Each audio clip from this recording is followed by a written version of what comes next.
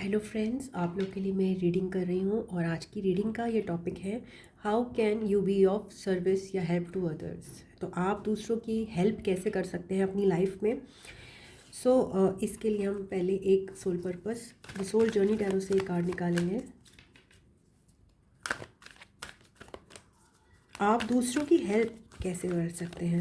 अगर आपकी कोई ऐसी इच्छा है कि मैं दूसरों की हेल्प करना चाहता हूँ तो किस तरह से आप कर सकते हो। ओके, करेज आ रहा है। I find the inner strength to face fear with confidence. तो आपको जब दूसरों की हेल्प करने का आपकी इच्छा है तो आपको अपनी हिम्मत का सहारा लेना है, अपनी स्ट्रेंथ का सहारा लेना है। बिकॉज कहीं ना कहीं आपको फियर रोक देता है, आपको डर लगता है या फिर आप अपने आप को इतने सक्षम महसूस नहीं करते, इतने कॉन्फिडेंट महसूस नहीं करते। आपका मन ज़रूर करता है कि मैं दूसरों की किसी तरह से हेल्प कर पाऊँ, बट आप कर नहीं पाते बिकॉज आपको डर लगता है कि मे बी आप इतने केपेबल नहीं हो। ओके, सो इसके लिए हम देखते हैं courage. Excuse me. You need to remind yourself that part of the challenge of being a soul is learning to honor your own power. By listening to your inner voice and following its advice, you are acknowledging the perfection of your intuition.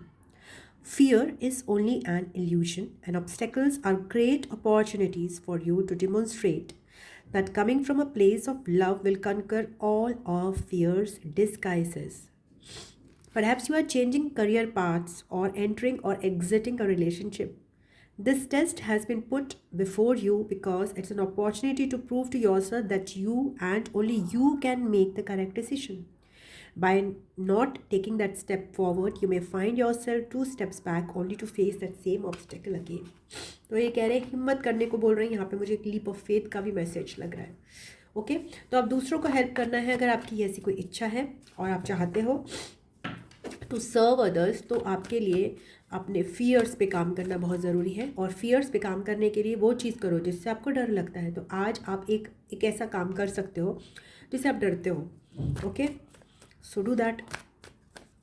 अगर मुझे लगता है कि ठीक है ना, मैं public में स्पीच नहीं दे सकती या फिर मैं चार लोगों को फेस नहीं कर सकती या फिर मैं अकेले कोई जर्नी नहीं कर सकती। ओके, या फिर मैं वो फ़ोन कॉल पर्टिकुलर नहीं कर सकती, तो इस तरह का कुछ एक है। टेम्परेंस आ रहा है। आप दूसरों की हेल्प कैसे कर सकते हो। एक्सक्यूज मी।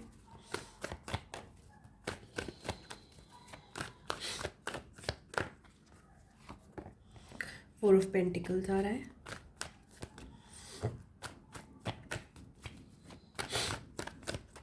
और थर्ड मैसेज है द क्वीन ऑफ वॉन्ड्स। या क्वीन ऑफ वॉन्ड्स अपनी पावर में रहती है, बहुत ही निर्भीक है, बिल्कुल डर नहीं लगता उसको।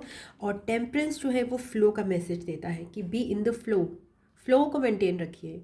फोर ऑफ पेंटिकल्स के साथ आपको बंधन से मुक्त होना है किसी भी प्रकार के, जो आपको कहता है कि आपको सिचुएशन को कंट्रोल में रखना है। तो किसी की हेल्प करने के लिए उसको कंट्रोल में नहीं रखना है, फ्लो में आप दूसरों की हेल्प कर सकते हो। ओके, तो अगर आपको कोई बंदा दिक्कत में दिख रहा है तो इसका मतलब ये नहीं है कि आप उसको पूरा डिक्टेट करो कि अच्छा तुम्हें ऐसे करना चाहिए, ऐसे करना चाहिए, ऐसे करना चाहिए। वो आपका काम नहीं है। इस तरह से आप उसको कंट्रोल कर रहे हो। आप आप वो नहीं कर रहे, एक्चुअल में उसकी हेल्प नहीं कर रहे हो। बिकॉज अगर आपने आज उसको उसका फॉर एग्ज़ाम्पल आपको किसी की हेल्प करनी है, अपने बच्चों की ही हेल्प करनी है और आपने उनके लिए एक रूटीन तय कर दिया, आज का ये रूटीन है, तो आप उसके रूटीन को उनको बार बार उनको रिमाइंड करा रहे हो। इट्स ओके, एक दिन, दो दिन, तीन दिन, बट डेली उनके रूटीन से ज़्यादा आप उनके रूटीन के हिसाब से चल रहे हो, आप सेट कर रहे हो, तो वो फ्लो टूट रहा है।